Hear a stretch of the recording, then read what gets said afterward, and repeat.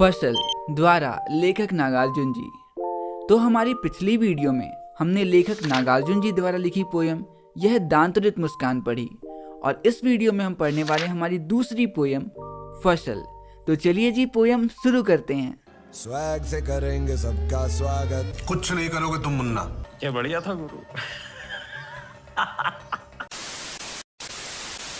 बचपन से ही प्रकाश संश्लेषण मतलब फोटोसिंथेसिस हमारी साइंस की बुक से जाने का नाम ही नहीं लेता और इस बार तो हद ही हो गई है, वो हमारी हिंदी की बुक में भी आ गया। तो साला ये दुख का खत्म नहीं होता बे।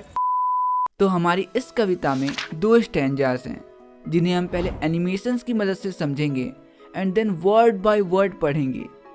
तो हमारे पहले काव्यांश में कवि बताते हैं, यूं तो किसी पेड़ या पौधे को उगाने के लिए 4 मेन चीज़ों की आवश्यकता पड़ती हैं और वो 4 मेन चीज़ें हवा, पानी, मिट्टी और सनलाइट, जो चारों की चारों चीज़ें हैं पृथ्वी में पहले से ही उपलब्ध हैं और एक पेड़ या पौधे को लगाने के लिए मनुष्य की कोई भी आवश्यकता नहीं है।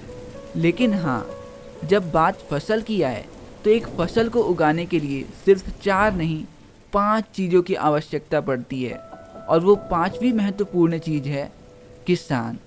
और सिर्फ एक किसान ही नहीं, हजारों खेत में लाखों करोड़ों किसानों की मेहनत, न जाने कितने नदियों का पानी और कितने प्रकार की मिट्टी से दुनिया के अलग अलग हिस्से में अलग अलग प्रकार की फसल पैदा होती है। इन्हीं बातों को कवि नागार्जुन जी हमारे पहले काव्यांश में लिखते हुए कहते हैं, एक के नहीं, 2 के नहीं, ढेर सारी नदियों के पानी का जादू। मतलब इस दुनिया में हजारों लाखों खेत हैं और उन खेतों में फसल उगाने के लिए सिर्फ 1 या 2 नहीं, न जाने कितनी सारी नदियों के पानी का जादू लगता है, तब कहीं जाके एक फसल तैयार होती है। 1 के नहीं, 2 के नहीं, लाख लाख कोटि कोटि हाथों के स्पर्श की गरिमा। कोटि कोटि मतलब होता है करोड़ों करोड़ों और गरिमा मतलब गर्व से।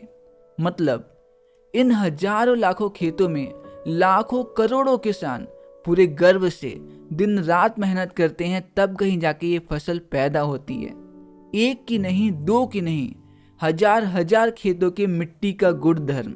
गुणधर्म मतलब होता है किसी चीज में पाई जाने वाली कोई ऐसी विशेष बात जो उसे बाकी सभी से बिल्कुल अलग बनाती है।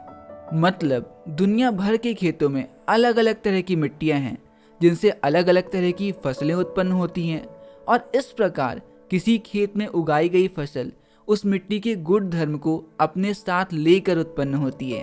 तो यहीं पे खत्म होता है हमारा पहला स्टैंजा और अगले स्टैंजा में बढ़ने से पहले ये रहा हमारे इस छोटे से स्टैंजा से आपके लिए एक नन्हा सा सवाल आपकी स्क्रीन पे। और आपका सवाल है, मिट्टी का गुण धर्म किसे कहा गया है?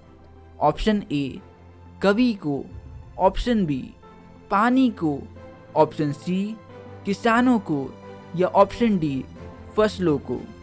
आंसर आपको नीचे कमेंट्स में बताना है और अपना आंसर लॉक करने के लिए आपका समय शुरू होता है अब।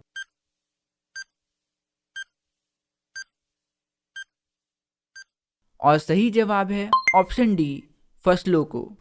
तो हमारे इस पिछले काव्यांश में कवि फसल पैदा होने के पीछे 3 मुख्य कारणों को बताए।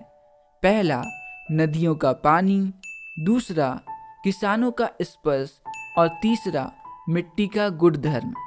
उसी तरह हमारे दूसरे काव्यांश में कवि नागार्जुन जी फसल पैदा होने के 2 और मुख्य कारणों को बताते हैं और वो हैं सूरज की किरणों का जादू और हवा की थिरकन। और इन्हीं बातों को कवि हमारे दूसरे काव्यांश में लिखते हुए कहते हैं, फसल क्या है? इस पंक्ति में कवि हमसे पूछते हैं कि आखिरकार फसल है क्या, और फिर खुद ही इस सवाल का जवाब देते हुए कहते हैं, और तो कुछ नहीं, वह कुछ नदियों के पानी का जादू है।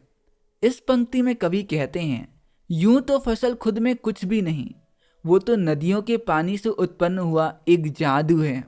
वह हाथों के स्पर्श की महिमा है और फसल लाखों करोड़ों किसानों के दिन रात की मेहनत का फल है।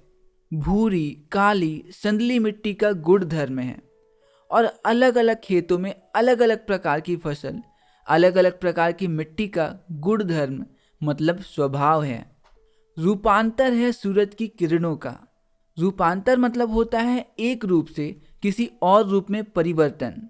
मतलब फसल कुछ और नहीं, ये किसी दूसरे रूप में सूरज की गर्मी है जो फसल के रूप में हमें सामने दिखाई देती है।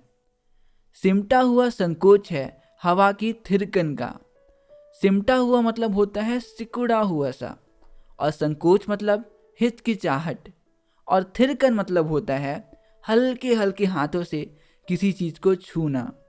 मतलब वो हवा ही है जिसके हल्के हल्के प्यारे प्यारे स्पर्श से फसल सांस लेती है, और सूरज की गर्मी की तरह हवा भी अपना रूप बदलकर फसल का रूप लेती है।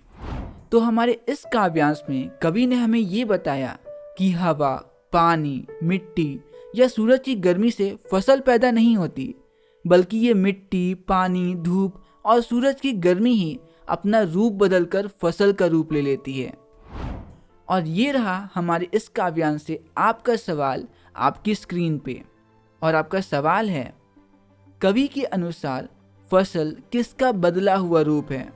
ऑप्शन ए बीजों का, ऑप्शन बी खनिज पदार्थों का, ऑप्शन सी पौधों का, या ऑप्शन डी सूर्य की किरणों का। आंसर आपको नीचे कमेंट में बताना है, और अपना आंसर लॉक करने के लिए आपका 5 सेकंड का समय शुरू होता है अब।